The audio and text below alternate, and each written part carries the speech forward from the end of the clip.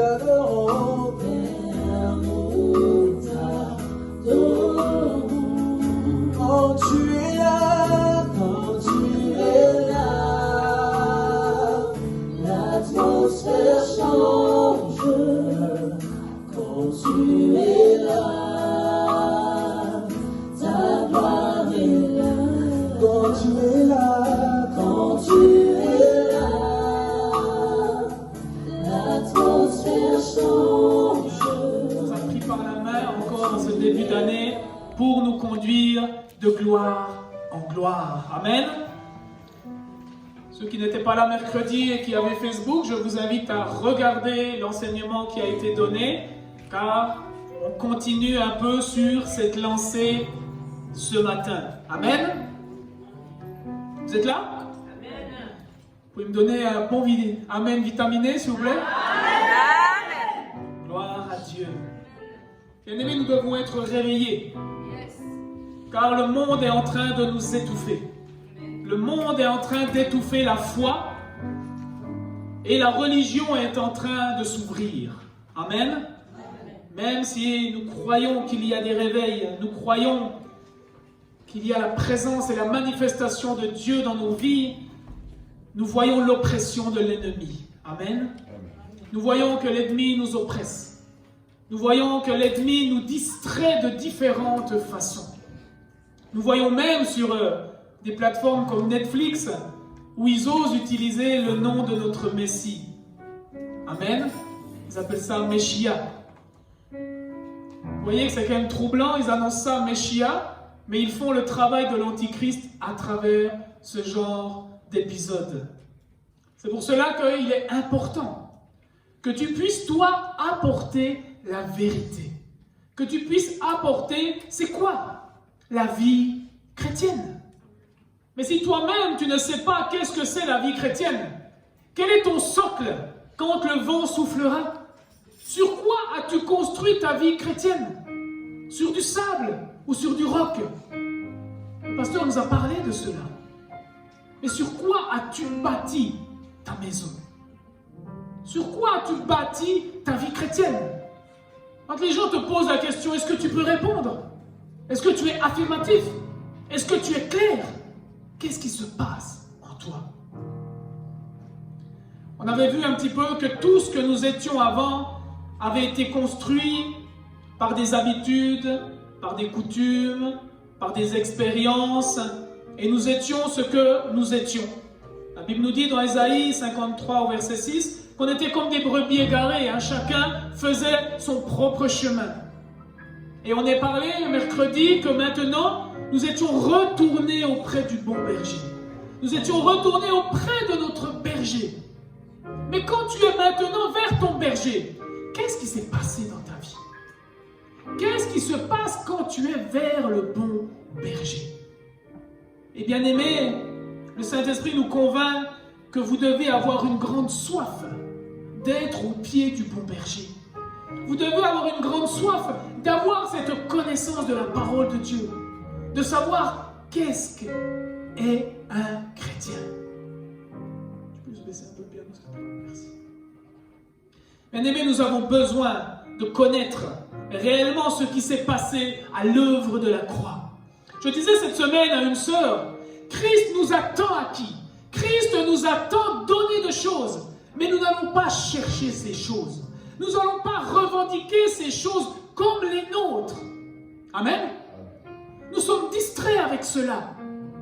Le diable nous a attachés au matériel. Le diable nous a attachés à nos habitudes. Le diable nous a attachés à ces distractions. Amen. Vraiment encore plus à l'heure actuelle, j'en suis convaincu de plus en plus. Éteins souvent ton smartphone. Quand tu es à la maison et que tu veux passer du temps avec Dieu, mets-le en mode avion. Quitte ça. Ne l'utilise pas pour lire la Bible. Si tu veux regarder des prédicateurs, fais-le. Mais pour lire la Bible, pour parler avec le Saint-Esprit, c'est pas avec un smartphone à côté de toi. Il y a trop de distractions, de notifications, de choses qui viennent et qui t'empêchent d'aller pleinement dans la révélation de la parole de Dieu. Bien aimé, c'est des choses pratiques que je vous dis dans ce temps. Coupez. Mettez en mode avion et passez 1 heure de temps de prière et de méditation de la parole de Dieu. Amen. On avait parlé mercredi, et je vous en ai déjà souvent parlé, le Saint-Esprit veut influencer nos pensées à travers la parole de Dieu. Et là, on va lire un verset qui va nous donner un secret. Nous allons lire 1 Corinthiens 2 au verset 11. 1 Corinthiens 2 au verset 11. Nous voulons nous nourrir de sa parole.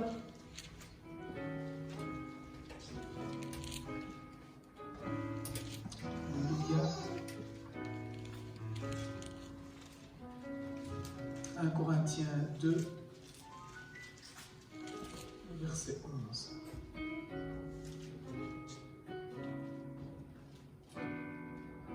Lequel des hommes, en effet, connaît les choses de l'homme, si ce n'est l'esprit de l'homme qui est en lui?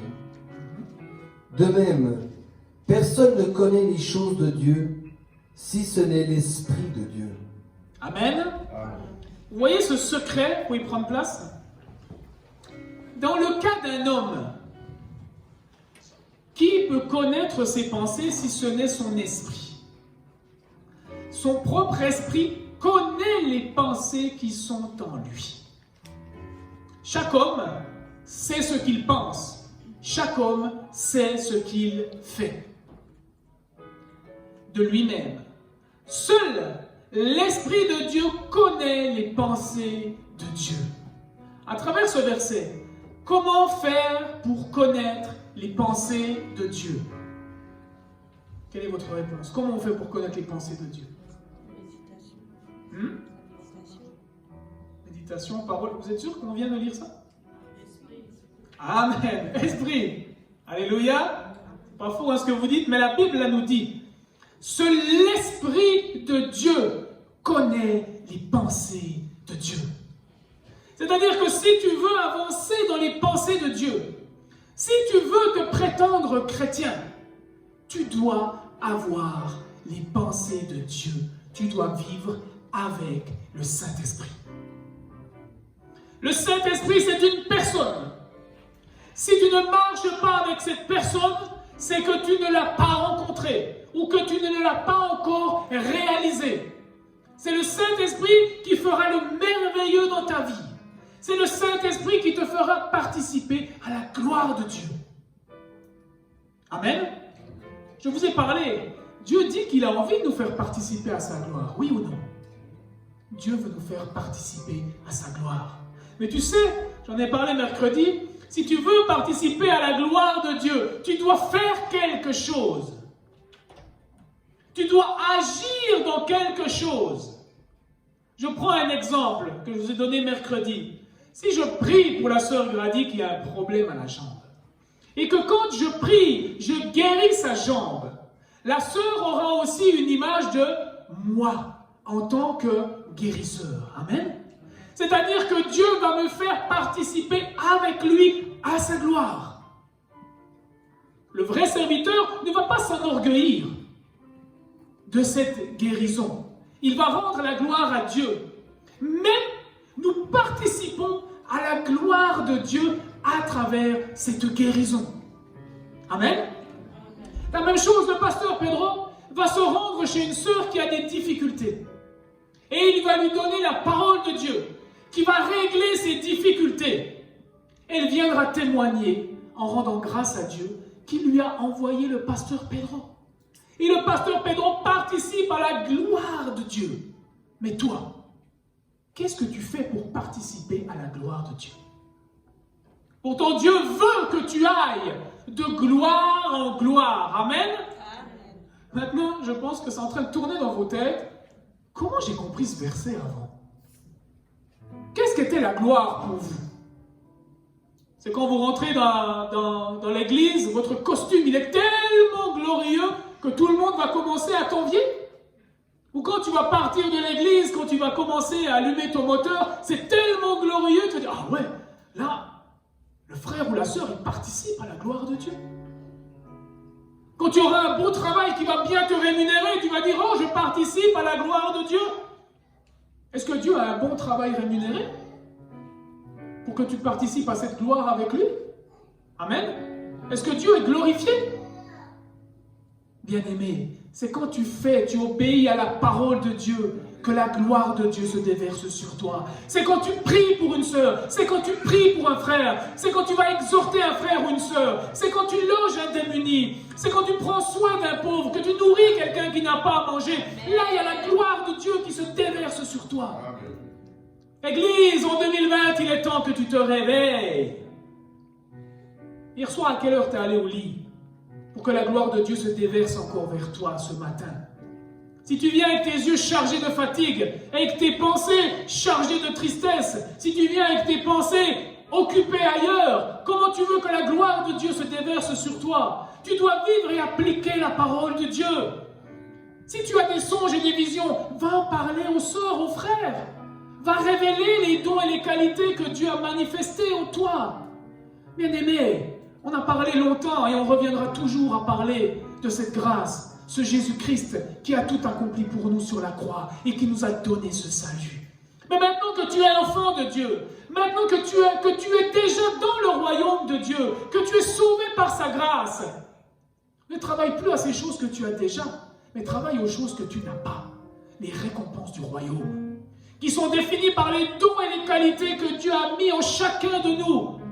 En chacun de nous. Aucun de nous n'est pas membre du corps de Christ. C'est-à-dire qu'aucun de nous n'a pas un don, n'a pas une particule, n'est pas un membre de Dieu. Tu dois maintenant manifester ce membre.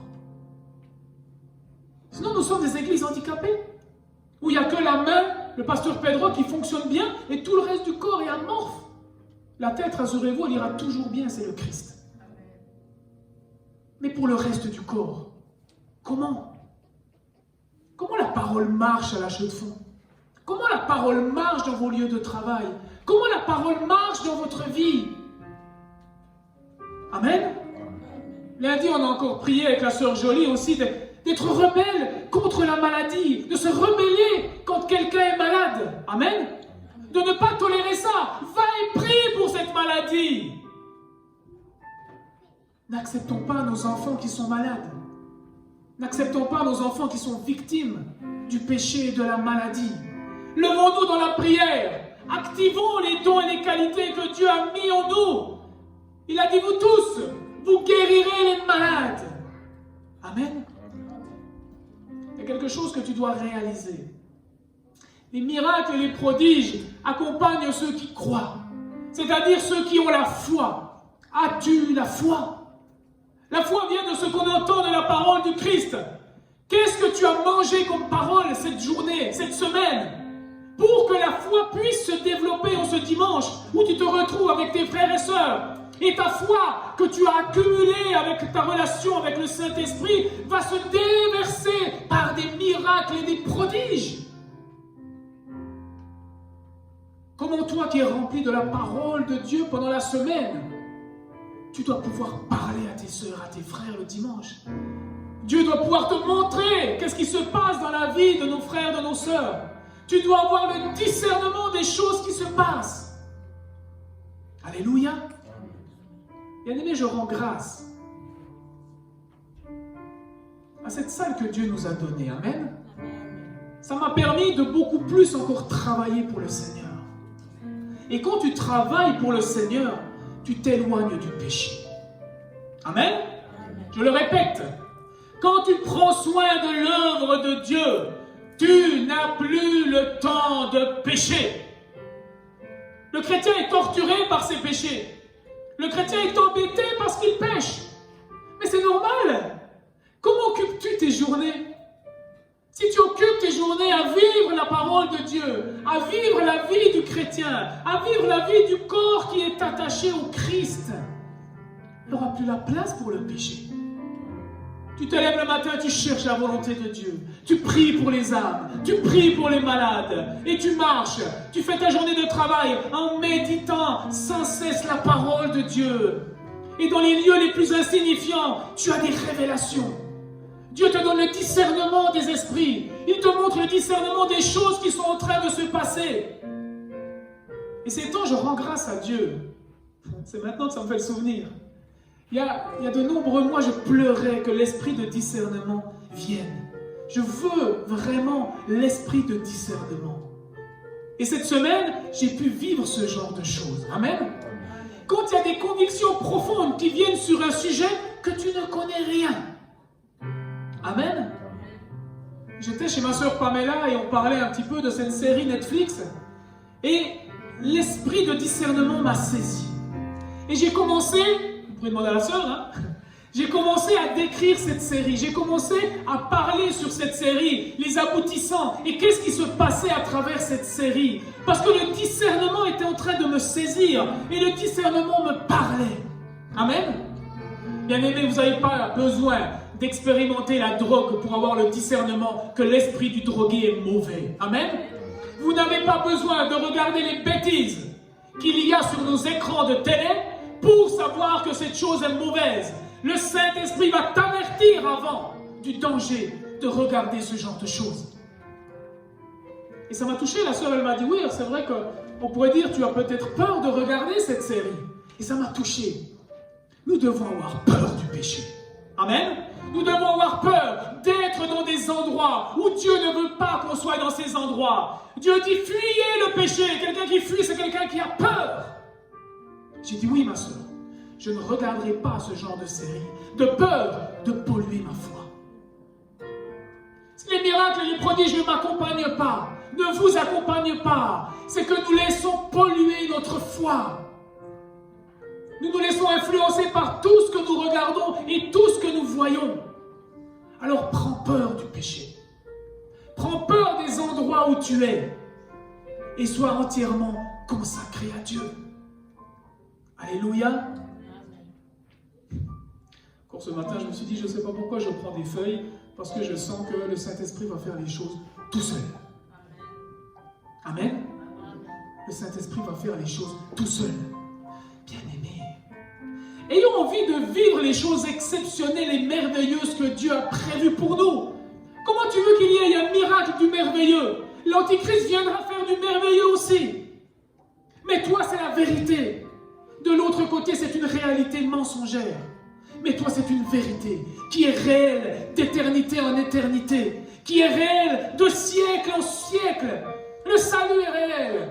Les miracles et la puissance de Dieu est réelle. Et soif des dons de Dieu. Tu pries pour quoi? Tu pries pour une maison? Tu pries pour un travail? Tu pries pour ça ou ça? Ou bien est-ce que tu as soif des dons de Dieu? Est-ce que tu as soif d'être un membre accompli dans le corps du Christ et de fonctionner comme le membre du corps du Christ? Alléluia. Si tu veux les pensées de Dieu, tu dois demander au Saint-Esprit de te révéler les pensées de Dieu. Il est le seul qui connaît Dieu, c'est le Saint-Esprit. Il te parle de la part de Dieu. Il t'annonce les choses à venir que Dieu lui a montrées. Amen. Ça aussi, comment on peut être surpris par ces choses qui arrivent dans ce monde? Le Saint-Esprit nous avertit déjà. Les gens perdront la foi. Ne sois pas surpris de ces choses. Le mal va s'accroître. Ne sois pas surpris par ces choses. Il va arriver des choses terribles sur cette terre. Mais ne te laisse pas distraire. Toi, sois à ta place et agis dans le Saint-Esprit, afin que la gloire de Dieu se déverse sur toi. Philippiens 2,5. Bien-aimé, Dieu nous appelle à avoir ses propres pensées. Ton esprit en toi montre les pensées qui sont en toi. Et le Saint-Esprit de Dieu qui vit aussi en toi veut te donner les pensées de Dieu. Et la Bible nous dit dans Philippiens 2 au verset 5. Ayez en vous les sentiments qui étaient en Jésus-Christ. Amen.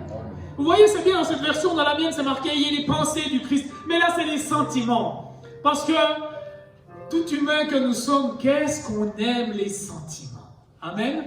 Humains que nous sommes, nous avons été bâtis avec énormément de sentiments. Et le diable, il l'a très bien compris. Et à l'heure actuelle, nos émissions de télé, les livres, l'école, même la politique, la religion et tout, c'est basé sur les sentiments et les émotions. Amen. Et ça piège tout le monde. Ça piège les chrétiens. Pourquoi? Parce qu'on n'a pas obéi à un ordre. C'est un ordre que Dieu nous donne. Ayez en vous les pensées, les émotions qui étaient en Christ. Amen. Connais Jésus-Christ, cherche Jésus-Christ, et dans la situation qui te sera donnée, agis comme le Christ. Amen. Je vous ai dit, dans la pipolisation chrétienne, on nous montre les péchés des hommes. Et qu'est-ce que font les chrétiens quand ils voient les péchés chez les hommes? Et ils lancent les pierres, et ils lancent les pierres, et ils lancent les pierres. Est-ce que ça, c'était les pensées du Christ? On a amené une femme adultère. On a amené une pécheresse à Christ. Est-ce que Jésus a fait comme nous dans nos pipalisations? Amen. Est-ce qu'on a commencé à crier au scandale? Est-ce qu'on a commencé à descendre? Est-ce qu'on a commencé à lancer les pierres? Est-ce que nous avons les pensées des pharisiens et des religieux? Ou est-ce que nous avons la pensée du Christ? Qui lui a démontré l'amour du Père à travers lui. Amen. Il a démontré son amour, parce que c'est l'amour de Dieu qui transforme. Jésus est l'amour de Dieu, alors que nous étions encore pécheurs. Dieu a prouvé, a manifesté son amour envers toi et moi, en faisant mourir son propre Fils unique sur la croix de Golgotha, pour tes fautes et non pour ses fautes. Amen. Et toi maintenant, comment tu réagis? Comment tu vois le péché? Est-ce que aussi c'est par cet amour? L'amour, c'est Christ, c'est la parole faite chair. Si tu reprends quelqu'un, reprends-le à travers la parole, parce que c'est l'amour qui transforme. L'amour, c'est la parole. Et c'est l'amour qui nous a transformés. C'est pas les réprimandes. C'est pas les peurs de l'enfer. C'est pas les peurs d'être tapé. C'est pas les peurs de recevoir des cailloux. C'est la peur de décevoir celui qui nous a tant aimés. Nous fuyons le péché et nous nous tenons captifs à la parole de Dieu parce que nous ne voulons pas décevoir celui qui nous a tant aimés, celui qui est mort pour nous. Nous ne voulons plus être sous la puissance des ténèbres, mais nous voulons être sous la puissance de Jésus-Christ. Bien-aimé, il y a deux endroits. Soit tu demeures sous la puissance des ténèbres, ou soit tu es dans la puissance de Dieu. Tu es transporté dans le royaume de la puissance de Jésus-Christ. Et c'est là que Dieu veut que tu sois, afin que tu en tires toute la puissance, afin que tu tires toute la gloire du royaume et que tu la manifestes sur cette terre. Amen. Afin que Christ soit glorifié, afin que Christ soit magnifié, afin que Christ soit adoré. Amen. C'est pour cela, bien-aimés, quand nous sommes dans nos cultes, où nous rendons grâce, où nous adorons le Seigneur, nous devons vraiment réaliser ces choses. Nous devons nous secouer, nous devons nous réveiller. Amen. Nous devons nous secouer, nous devons nous réveiller. Il est esprit et vie. Est-ce qu'en toi, c'est aussi la vérité? Est-ce que ce Christ est une vérité? Est-ce que quand tu l'adores, c'est en esprit et en vérité?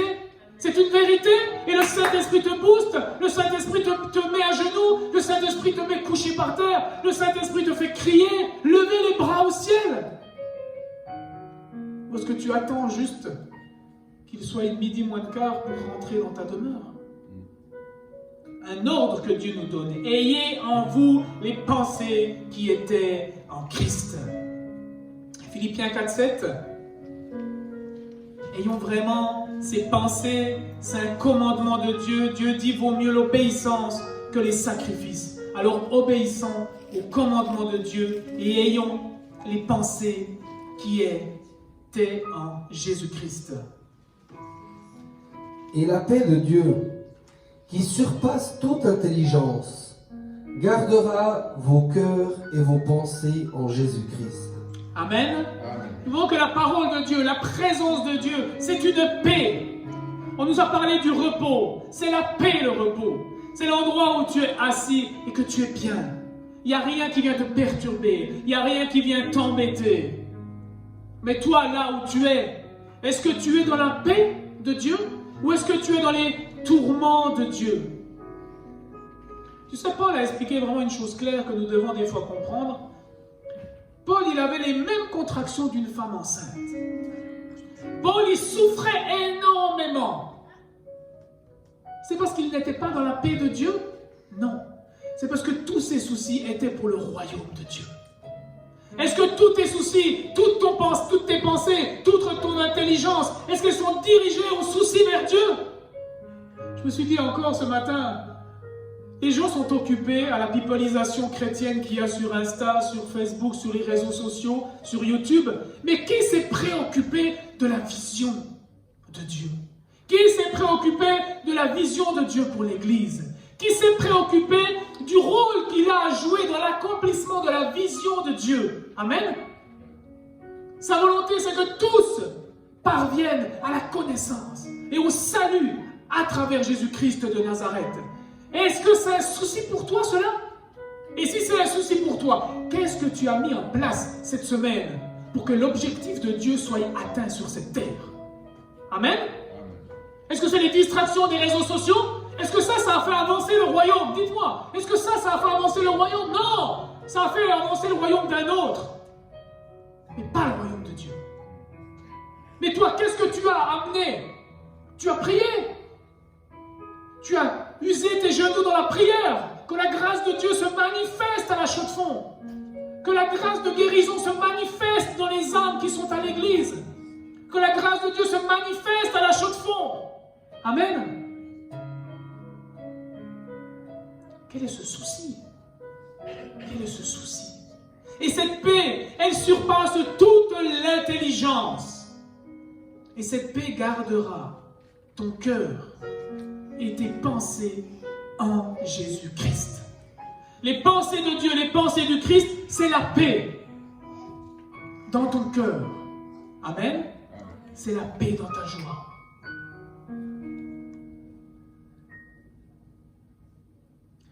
Romains 8 au verset 6. Qu'est-ce que tu penses? Qu'est-ce que tu réfléchis? Même maintenant, quelles sont tes pensées? Quand tu reçois un message comme ça, quelles sont tes pensées? Si Dieu t'inspire, commence déjà à écrire ce que Dieu est en train de te donner pour que tu marches dans sa volonté. Qu'est-ce que tu peux faire cet après-midi? Qu'est-ce que tu peux faire lundi? Romains 8, 6. Et l'affection de la chair, c'est la mort. C'est la mort. Tandis que l'affection de l'esprit, c'est la vie et la paix. Amen. C'est ce que je vous dis, hein, la pipolisation, les top modèles chrétiens, franchement, c'est qui en jouit? C'est la chair ou c'est l'esprit? Amen. Vous connaissez la réponse. Les choses qui nous préoccupent, est-ce que c'est la chair ou est-ce que c'est l'esprit?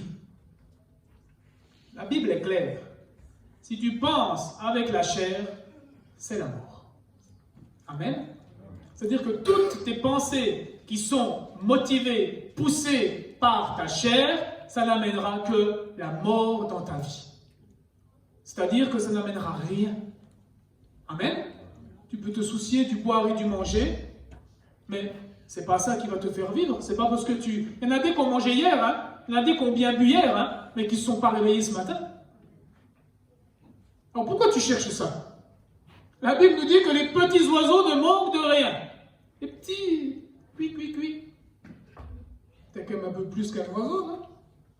À plus forte raison, vous, pour qui le sang éternel de Jésus-Christ de Nazareth, le sang du Christ qui a été apporté par l'Esprit éternel au Père, pour que tu sois sauvé une fois pour toutes, et éternellement dans la présence et dans l'amour de Dieu, tu vas te soucier de ça? Les pensées de la chair, c'est la mort. Mais les pensées de l'esprit, elles sont vie et paix. Quand tu commences à penser avec l'esprit de Dieu, il y a une paix surnaturelle qui vient en toi. Et quand il y a la paix, il y a la vie. Parce que les soucis, les angoisses, les peurs, les doutes, les craintes, ça te fait vieillir. Tu vois des gens dans les soucis, ils sont déjà vieux. T'as quel âge? 30 ans. J'en donnerais 50. Oui, mais la vie, c'est pas facile. Amen. Moi, j'ai eu une collègue. Elle était belle, hein? Une jeune fille, une blonde, une jolie fille. Tout allait bien dans sa vie. Frontalière, on gagne bien sa vie, une belle maison, des belles voitures. Tout va bien. Piscine. Et un jour, boum, divorce. Catastrophe. Tout ressort. Les enfants dépressifs, des envies suicidaires. Elle, catastrophique. Rien ne va. Amen. Elle a pris, je pense, en une année, 30 ans. Non, j'exagère, 10 ans. Allez. Tu la reconnais plus. C'était une belle femme. Elle a perdu du poids, tu ne sais pas comment elle tenait sur ses jambes. Et après, quand elle a repris un petit peu, le visage a vieilli, les soucis. Amen. Les pensées de la chair, c'est la mort. C'est la mort. La Bible nous dit dans Ésaïe 55 au verset 8, je vais vite lire, le temps passe. Car mes pensées ne sont pas vos pensées, et vos voix ne sont pas mes voix, dit l'Éternel. Amen. C'est ce que Dieu dit sur nos pensées ce matin. Que nos pensées ne sont pas les pensées de Dieu. Pour qu'elles soient les pensées de Dieu, vous l'avez appris ce matin, il faut que ça soit pensé par le Saint-Esprit. Vous devez le retrouver dans votre relation avec le Saint-Esprit. Chose compliquée, si tu ne réalises pas le Saint-Esprit, comment tu vas l'entendre? Et Mérance, elle peut être à côté de moi et me parler. Mais moi, je regarde Victor et je suis distrait par Victor. Tu as déjà vu, il y a des gens qui te parlent, mais tu parles à des gens, ils ne sont pas là. Mais tu es à côté d'eux, hein. Tu es à côté d'eux, tu leur parles. Mais il est occupé à autre chose. Il regarde un oiseau, puis ah, mais c'est cool les oiseaux. Mais il y a une personne qui est à côté, qui est en train d'y parler. Peut-être qu'elle lui dit, attention, il y a un train qui arrive. Ah oui, il est beau l'oiseau. Paf! Le train est arrivé, la personne n'a pas écouté l'avertissement. C'est souvent ça qui se passe dans nos vies chrétiennes. Si le Saint-Esprit nous annonce les choses à venir, pourquoi on se ramasse des fois des trains dans le visage? Pourquoi il arrive des grosses catastrophes dans notre vie? C'est parce que tu n'as pas réalisé la personne qui est à côté de toi. Laisse-moi te dire une chose, il t'a averti. Il t'a averti du danger, mais tu n'as pas prêté l'oreille. Tu n'as pas passé du temps. Et quand il a commencé à te parler, pouf, une notification. Ah oui, attends, hein. Ok. Ah, cette vidéo, elle est trop drôle. Bon, on en reparle après. Hein. Alors, je check mes Facebook, un mail, ah oui, d'accord. Et t'as écouté juste le début. T'as pas tout écouté parce que tu t'es laissé distraire. T'es parti dans quelque chose. Et tu te dis quoi? Ah, moi j'ai plein d'amis chrétiens alors. Dieu comprend, hein, c'est bien, j'ai passé du temps à... Ah bon. Amen. Nos voix, nos pensées, ce n'est pas celle de Dieu. C'est-à-dire qu'on doit les chercher. On doit chercher à faire la volonté de Dieu. On doit chercher à marcher par le Saint-Esprit. Ce n'est pas quelque chose qui vient comme ça. Amen. Je vous le dis, hein, moi, ce qui m'aide, c'est cette consécration. Peut-être que quand vous voyez nos journées, vous vous dites, waouh, mais ils font que courir, ils doivent finir sur les rotules. Non, parce qu'on est toujours dans la volonté de Dieu, on n'est pas en train de faire des péchés. Les péchés nous mettraient sur les rotules. Mais c'est Dieu qui nous fortifie, c'est son travail. Et on n'est pas des fous, on sait très bien calculer des temps de repos. C'est clair, on peut être debout à 4h25 et puis rentrer à la maison à 21h. Amen. Mais on n'a pas le temps de pécher. On était occupé à donner la parole de Dieu. On était occupé d'aller prier. Amen. Maintenant, on peut comprendre ce verset qui dit qu'un chrétien ne péchera plus. Oui, tu ne pécheras plus quand tu feras les choses de Dieu. Quand tu seras un membre actif du corps de Dieu. Pas quand tu prieras, puis que tout à coup tu es un surhomme. Non, c'est quand tu es affairé aux choses du Père. Quand tu es affairé à chercher les dons et les qualités que le Saint-Esprit t'a données par la grâce de Dieu. T'en as combien? Parce que peut-être tu es en train d'opérer avec seulement 2 dons. Mais il y en a peut-être encore 3 autres. Tu en as peut-être 5. Qu'est-ce que tu sais de ça? Et tu es content d'opérer dans tes 2 dons. Mais tu rendras compte sur 5. Pas que sur 2. Amen. C'est pour ça qu'il faut connaître l'entièreté de ces dons. Et les faire. Amen. Des fois, je peux aller voir le pasteur et puis dire, ah, pasteur, hein, on fait quand même des sacrées journées, c'est dur. Le pasteur, il va me regarder, il va me dire, si tu as 5 dons, il faut les exercer les 5 et puis y aller. Ah ouais. Amen. On n'est pas là pour se dire, non, repose-toi. On est là pour s'encourager d'aller plus haut, d'aller plus loin. Amen. Après, je vous regarde, le pasteur, il ne me comprend pas, hein, je suis fatigué. Non, le pasteur va, ça me fait réaliser que oui, je dois exercer tout ce qu'il m'a donné. Et je ne peux pas me plaindre, parce que c'est un don. Donc c'est pas quelque chose, c'est quelque chose qui s'opère naturellement dans le Saint-Esprit. Parce que c'est ce que le Saint-Esprit m'a rempli, c'est ce que le Saint-Esprit m'a oint. Proverbe 3, verset 6. Il va nous donner un conseil. Bon, j'ai 8 pages, hein, on est là jusqu'à 15 heures, ça va? Reconnais-le dans toutes tes voies, et il aplanira tes sentiers. Amen. Reconnaître, cherche-le dans toutes tes voies. Cherche-le partout. Et qu'est-ce qu'il va faire lui? Il va aplanir. Vous savez, c'était l'image, je crois que j'ai aussi partagé avec une sœur, ou bien c'est peut-être mercredi qu'on a parlé de ça.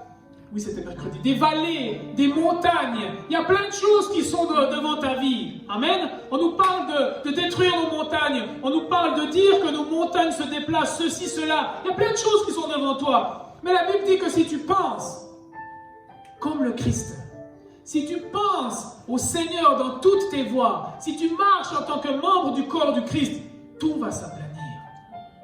Tu n'auras pas besoin de chasser, tu n'auras pas besoin de détruire. Tout va être plat. Amen. La seule personne que tu vas chasser et détruire, c'est tes pensées qui ne sont pas encore renouvelées. C'est ton orgueil qui n'est pas encore sous les pieds de la croix. C'est ton moi-je qui n'est pas encore détruit par la parole de Dieu. C'est ça tes montagnes. C'est pas ce que tu penses. C'est toi qui empêches la manifestation du Saint-Esprit dans ta vie, dans ta famille, partout. Alléluia.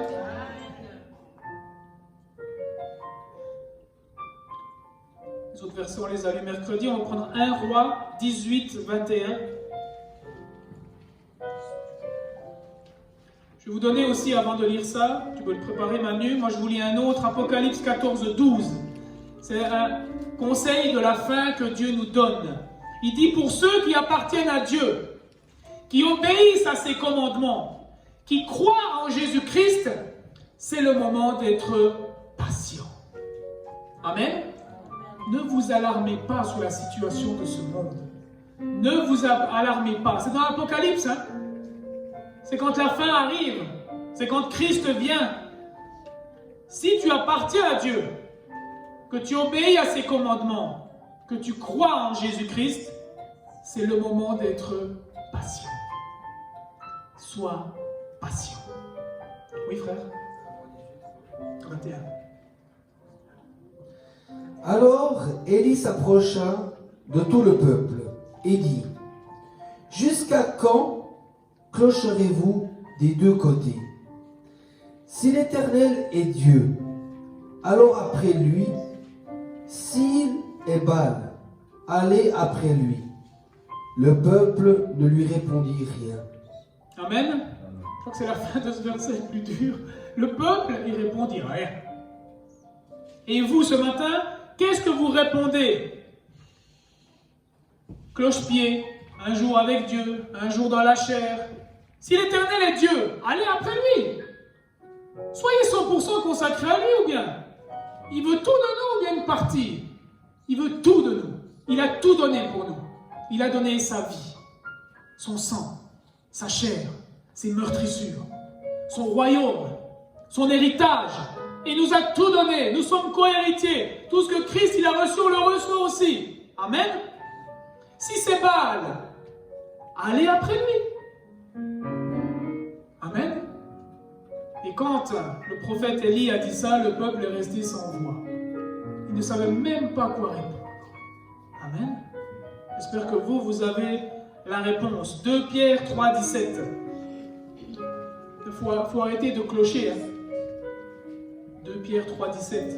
Alors on avait vu, moi et ma famille, nous servirons l'Éternel. Le serviteur de Dieu l'avait dit. Soit on sert les dieux de nos ancêtres, ou soit on sert l'Éternel. Mais lui, il avait déjà pris sa décision que moi et ma famille, nous servirons l'Éternel. Dieu nous avertit dans 2 Pierre. Vous donc, bien-aimés, vous êtes avertis.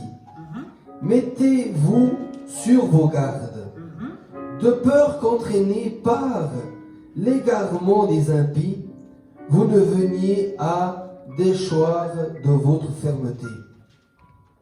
Amen. Je crois qu'il est clair ce verset et il est d'actualité.